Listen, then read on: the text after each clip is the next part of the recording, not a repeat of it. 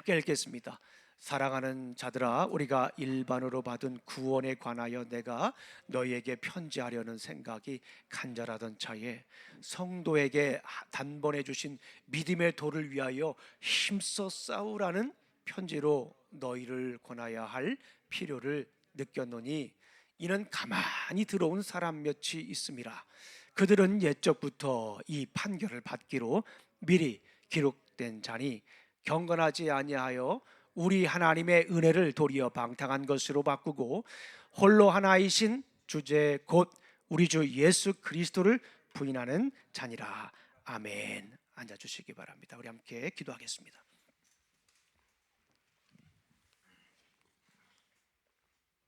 하나님 아버지, 감사합니다. 오늘도 귀한 날 주시고 또 이렇게 부르심의 자리에서 함께 예배 드릴 수 있도록 인도하시니 감사합니다. 드려지는 예배 위에 주님 함께 해주시고 사람의 말과 지혜로 증거하는 것이 아니라 성령님의 능력과 나타나심으로 증거할 수 있도록 인도하여 주시옵소서. 예수님 이름으로 기도합니다. 아멘.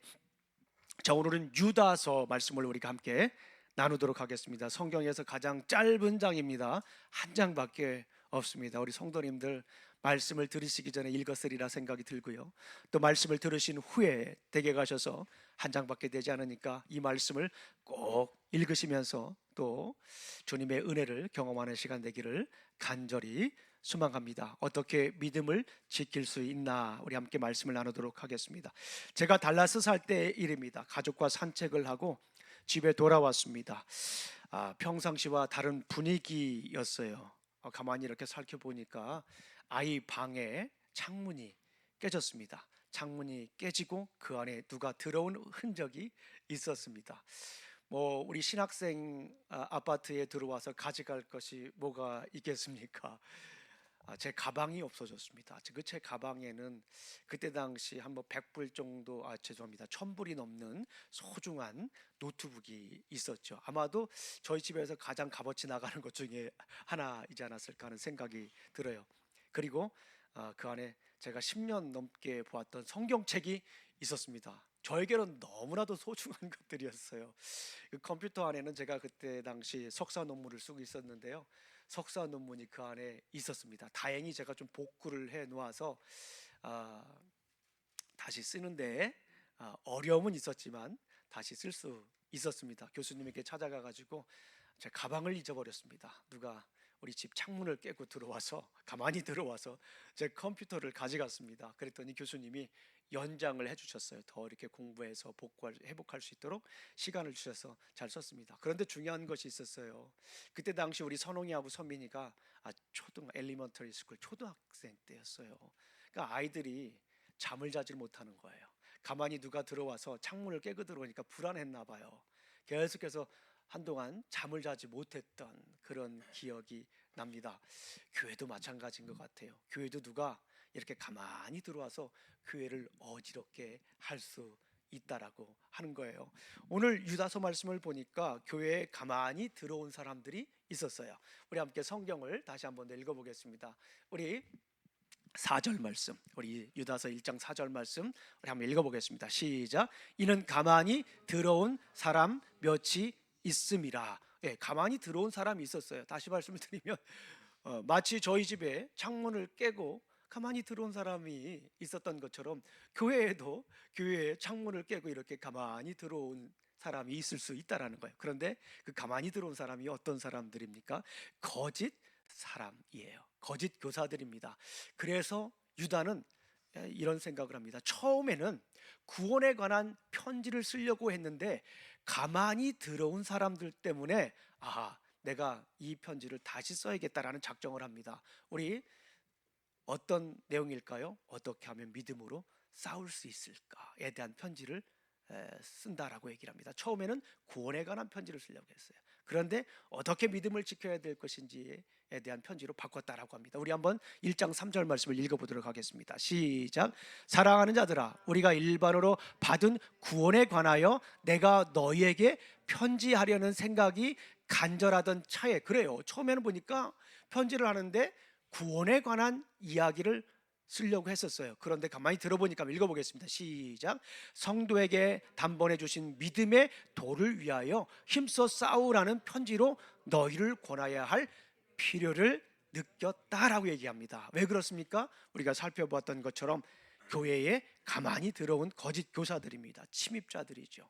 예, 배반한 사람들입니다. 하나님의 말씀을 잘 알지 못하는 사람들이에요. 우리 한번 4절 말씀을 읽어보겠습니다. 시작. 이는 가만히 들어온 사람 몇이 있습니다. 그들은 옛적부터 이 판결을 받기로 미리 기록된 자니 경건하지 아니하며 우리 하나님의 은혜를 도리어 방탕한 것으로 바꾸고 홀로 하나이신 주제 곧 우리 주 예수 그리스도를 부인하는 자니라. 오늘 말씀을 보니까 가만히 들어온 사람들이 어떻게 했습니까? 하나님의 은혜를 알지 못했던 거예요. 자, 그럼 우리가 어떻게 믿음의 싸움을 할 수 있을까? 어떻게 우리의 믿음을 지킬 수 있을까? 우리가 이 말씀을 가만히 묵상을 해보니까 하나님의 은혜를 아는 것이 중요해요. 우리의 믿음을 지키기 위해서, 우리가 믿음의 도를 위해 싸우기 위해서 우리 성경에 있는 말씀을 가지고 보면 어떻게 해야 됩니까? 하나님의 은혜를 아는 것이 너무나도 중요하다라고 볼 수가 있습니다. 우리가 1장 4절 말씀을 좀 전에 읽었잖아요. 이 거짓 교사들이 가만히 들어와서 어떻게 합니까? 이 하나님의 은혜를 도리어 방탕한 것으로 바꾸었다라고 합니다. 이것이 중요한 거예요. 하나님의 은혜를 도리어 방탕한 것으로 바꾸었다라고 해서 그게 문제가 되는 거예요. 제가 이걸 조금만 더 설명해 드리겠습니다. 당시 거짓 교사들의 대표가 있습니다. 이거 영지주의자들이라고 해요. 제가 여러 번 말씀을 드렸는데요. 영지주의는 그노시스트. 영어를 보게 되면 그노가 들어가면은 안다라가 들어가요. diagnosis. 그죠? 이건 미리 진단하는 겁니다. 이 어원을 보게 되면 그노가 들어갔다라고 하는 거는 안다라고 하는 뜻이에요. 그러니까 영지주의는 어떤 뜻이냐면 영지주의. 그러니까 영만 최고인 거예요. 그러니까 육체는 중요하지 않다라고 생각하는 것이에요. 가만히 한번 생각을 해보세요. 영만 최고예요. 영만 고귀해요. 우리의 영혼만 중요합니다. 그러면 우리 육체는 중요하지가 않아요. 사람들이 어떻게 생각을 할까요? 그러니까 고상한 생각만 하는 거예요. 멋진 생각만 하는 거예요. 그런데 육체는 어떻게 합니까?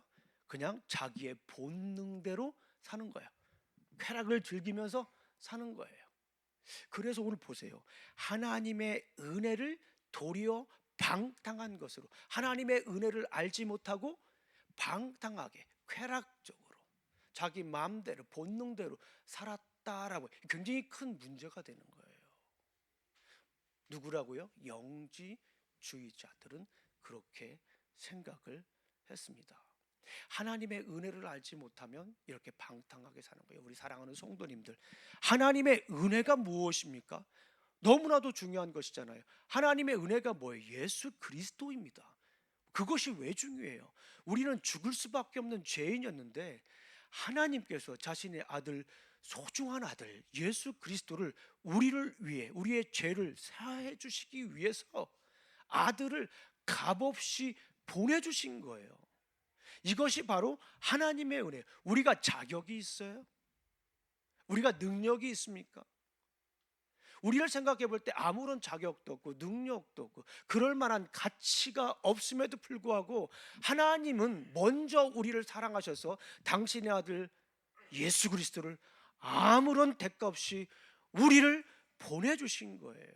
그 은혜. 그래서 우리가 믿음이라고 하는 것은 하나님의 은혜에 대한 확신이다라고 하는 거예요. 하나님의 은혜를 알지 못하면 우리의 믿음도 없는 거예요. 하나님께서 우리를 얼마나 사랑하셨는지, 예수 그리스도를 십자가에서 왜 죽게 하셨는지 그 은혜를 알지 못하면 우리의 삶은 방탕한 삶이 될 수밖에 없다라고 하는 거예요. 당시 유다 공동체에는 이렇게 방탕한 사람들이 많았어요. 쾌락을 즐기는 사람들이 많았어요. 자기 몸을 세상에 본능대로 넘겨준 사람들이 많았습니다. 왜 그래요? 하나님의 은혜, 다시 말씀드리면 예수 그리스도의 그 십자가 보혈의 사랑을 알지 못했기 때문에 그래요. 영지주의 두 번째 잘못된 거 이것이에요. 영만 최고니까 자기 몸은 그냥 막 다 마음대로 쾌락하게 맡깁니다. 두 번째는 뭐 어떤 신학적인 문제가 있냐면요, 영만 최고고 육체는 중요하지 않아요. 예수님을 한번 생각해 보세요. 예수님은 신성과 인성이 있어요. 100% 사람이고 100% 신이에요. 그렇다면 이 영주주의자들은 이렇게 생각해요. 예수님이 신성은 인정을 해요. 그런데 예수님의 인성은 인정할까요? 인정하지 않을까요? 영만 최고니까 예수님이 십자가에 못 박혀 돌아가시기 위해서 인카네이션, 성육신하신 그 사건을 부인하게 되는 거예요. 그래서 문제가 되는 거예요.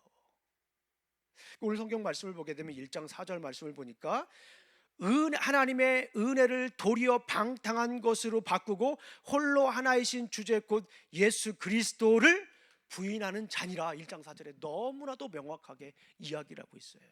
이 영주주의자들의 영향입니다.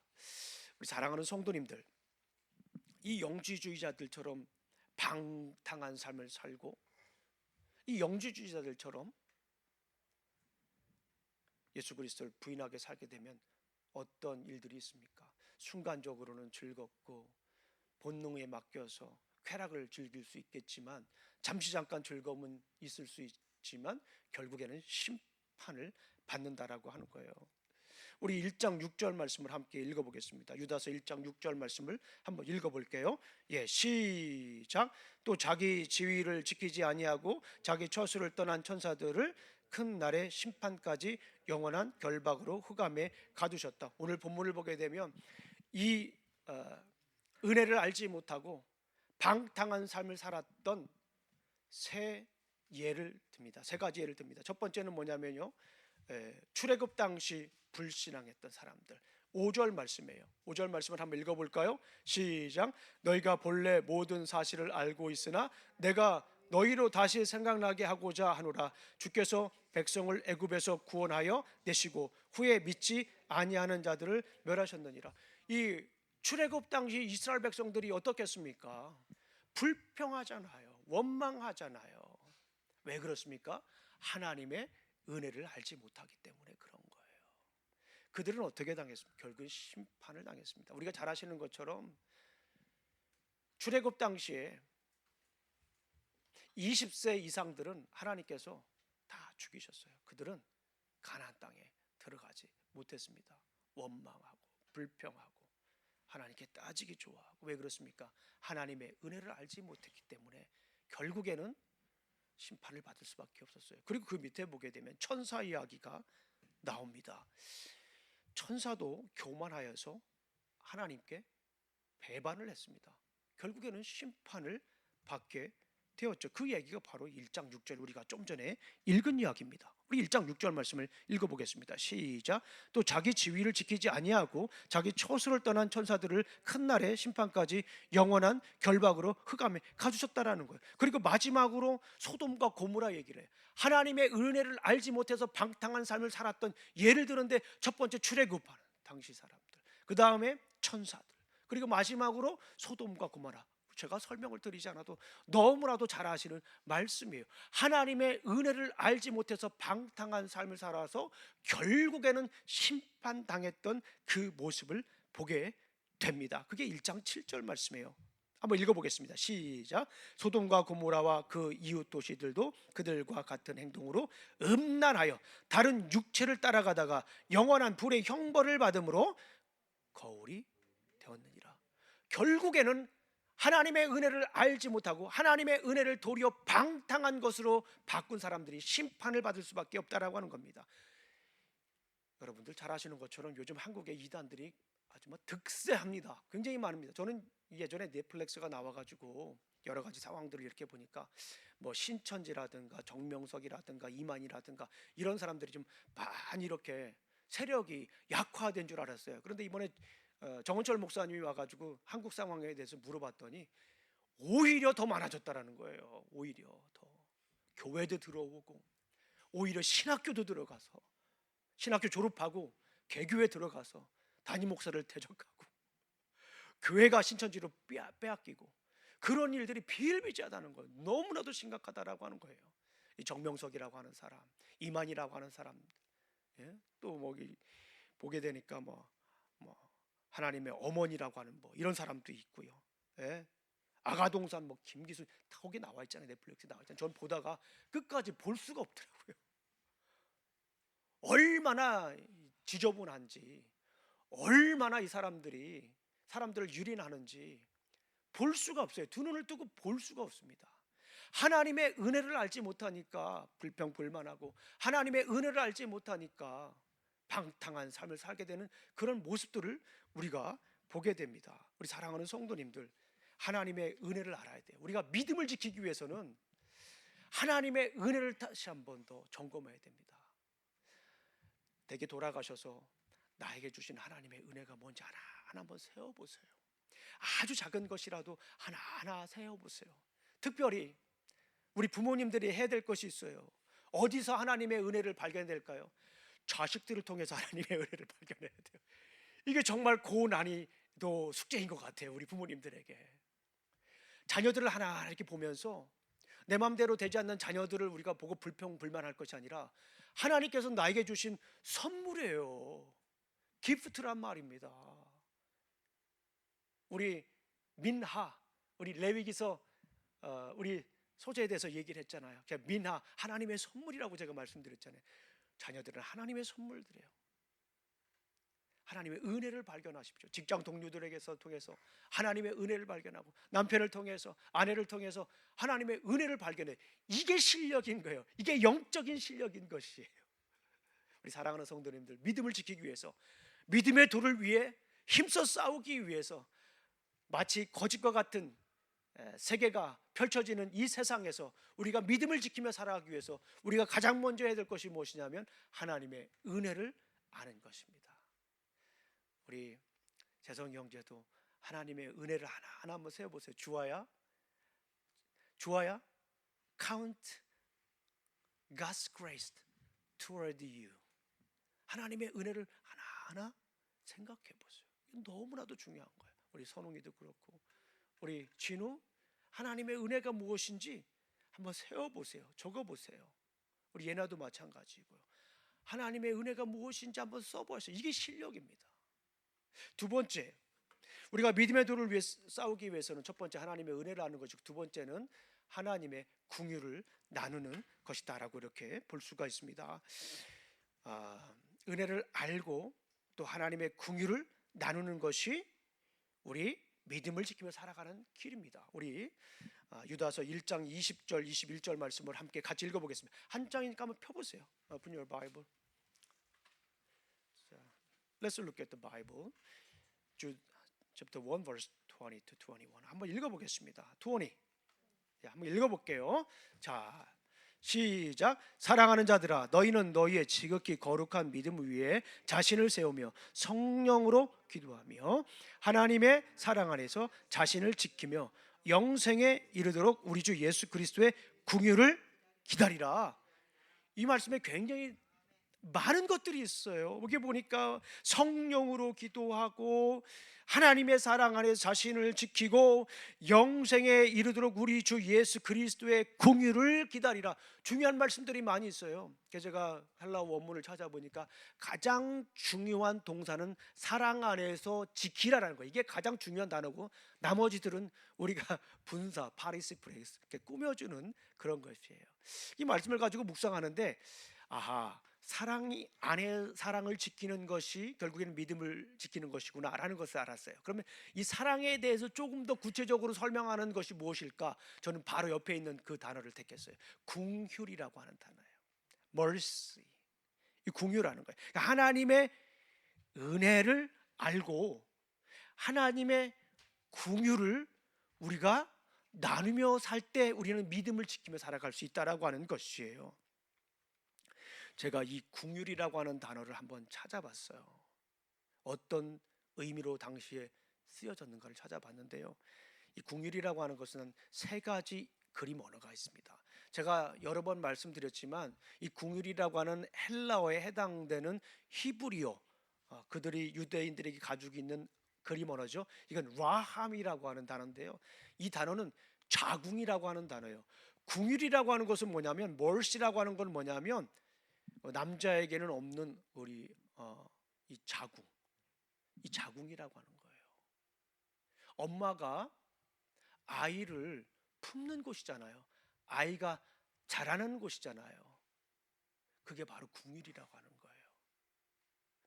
아이가 아프면 같이 아프고, 아이가 울면 뛰놀면 같이 뛰노는 그런 궁유람. 그래서 엄마가 뱃속에 있을 때부터 아직 이 세상에 나오기 전부터 사랑하는 그 마음, 이것이 궁유란 마음이다라고 볼 수가 있어요. 믿음을 지키며 살아가기 위한 무기를 얘기하는데 다소 의외의 메시지죠. 하나님의 은혜를 알고 하나님의 궁유를 나누라. 하나님의 우리가 궁유한 그 마음이 있을 때 우리는 믿음으로 싸워서 승리할 수 있다라고 하는 거예요. 두 번째 이미지가 뭐냐면 불 속에서 낚아채는 이미지랍니다. 우리 1장 23절 말씀을 한번 읽어볼까요? 자, 1장 23절 말씀 시작. 또 어떤 자를 불에서 끌어내어 구원하라. 또 어떤 자를 그 육체로 더럽힌 옷까지도 미워하되 두려움으로 궁휼히 여기라. 불 속에 누가 빠졌어요. 어떡할 겁니까?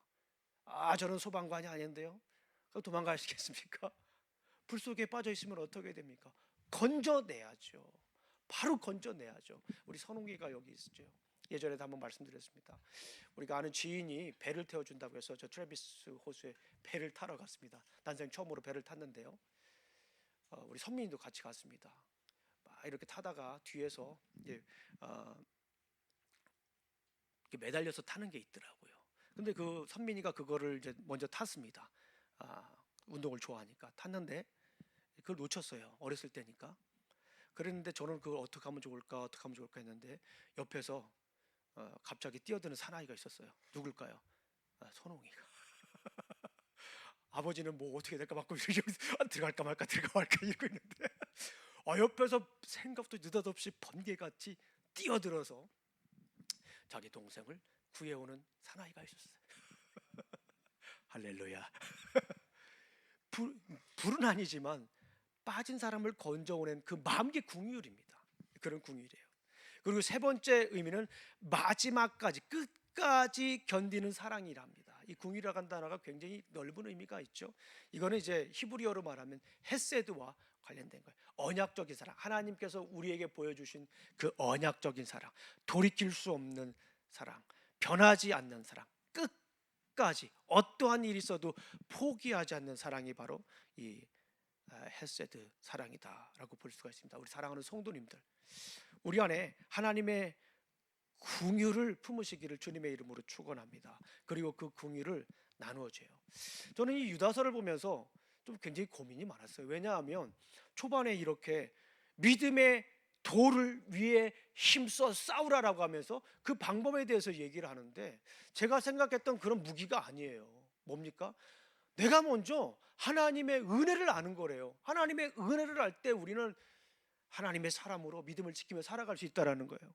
내가 하나님의 궁유를 나누어 줄 때 우리는 믿음을 지키며 살아갈 수 있다라고 하는 것입니다. 이번 주에 말씀을 준비하면서 여러 묵상을 했는데요. 그리고 자료를 찾아봤는데 저에게 굉장히 인상 깊은 이야기가 있었어요. 그 미국 테네시주 잭슨 지역에 활동하는 독실한 기독교인으로 구성된 9명의 할머니들, The Nine 나나스라고 합니다. 이런 이야기가 있어요. 이분들은 한 30년 동안 자신들의 정체를 숨기면서 주변의 어려운 이웃을 도운 가슴 따뜻한 사연들의 주인공입니다. 아마 이 궁율이지 않을까 저는 그런 생각이 듭니다. 이들은 매일 새벽 4시에 모였대요. 9명의 이 부인들이 새벽 4시에 모여서 무엇을 했냐면 케이크를 구웠다라고 합니다. 파운드 케이크를 굽고 이를 팔아서 모은 돈으로 지역사회에 소외된 이웃을 도왔다라고 합니다. 누군가가 전기세를 못 낸다라고 하는 얘기를 들면 그 앞집에 몰래 가서 전기세를 놓고 왔다라고 합니다. 누군가가 어려움을 당하면 그 앞에 가가지고 이렇게 필요한 돈을 액수를 이렇게 놓고 왔다고 합니다. 누군가가 과부가 되고 고아가 되고 아프잖아요. 그러면 그 앞에 몰래 가서 이렇게 후원금을 놓고 왔다고 합니다. 그리고 그 소포에 이렇게 썼다고 합니다. 당신을 사랑하는 누군가가, somebody loves you. 당신을 사랑하는 누군가가 여기다 이렇게 선물을 놓고 갑니다. 이 모임은 1980년대 초 할머니들 중 한 명의 어머니였던 루스라고 하는 할머니의 유산을 이어받아서 시작되었다고 해요. 주변을 둘러보고 도움이 필요한 곳에 작은 사랑을 베풀라는 가르침을 실천하기 위해서 9명의 친구가 의기투합한 것이다 라고 볼 수가 있습니다. 수십 년 동안, 30년 동안 비밀이 유지되다가 멤버 중 한 명인 메리 앤의 남편이 아내의 수상한 행적, 특별히 새벽에 외출하는 그리고 대량의 베이킹을 막 하는 그런 일들을 보면서 이제 결국 정체가 드러났다라고 합니다. 그 이후에도 계속해서 이 일을 하고 있다라고 합니다. 우리 사랑하는 성도님들, 우리가 어떻게 믿음을 지켜야 합니까? 세상은 급변하고 있죠. 예측할 수가 없습니다. 그런데 이런 가운데서도 우리가 꼭 지켜야 될 것이 있는데 무엇입니까? 믿음을 지키는 것이에요. 거짓 교사가 있고 또 많은 우울한 어수선한 일들이 일어남에도 불구하고 우리는 그럼에도 불구하고 믿음을 지켜야 됩니다. 어떻게 믿음을 지킬 수가 있습니까? 먼저 하나님의 은혜를 알아야 됩니다. 그리고 하나님께서 우리에게 주신 그 긍휼의 마음을 우리도 전하며 살아야 될 줄로 믿습니다. 우리 함께 읽어보겠습니다. 자, 어떻게 믿음을 지킬 수 있나요? 우리 시작. 신자는 믿음을 지키기 위해 하나님의 은혜를 알고 은혜를 베풀어야 한다. Believers must understand and extend God's grace in order to maintain their faith. 기도하겠습니다. 하나님 아버지 감사합니다. 오늘도 귀한 날 주시고 또 이렇게 아버지 하나님 부르심의 자리에서 우리가 함께 예배를 드릴 수 있도록 인도해 주시니 감사합니다. 세상이 아무리 급변하고 예측 불가능할지라도 어수선할지라도 우리는 힘써 믿음을 지키며 살아갈 수 있도록 도와주시옵소서. 주님의 은혜를 알고 은혜를 베풀며 살아갈 수 있도록 도와주시옵소서. 예수님 이름으로 기도합니다. 아멘. 우리 다 같이 일어나셔서 우리 함께 찬양 드리도록 하겠습니다.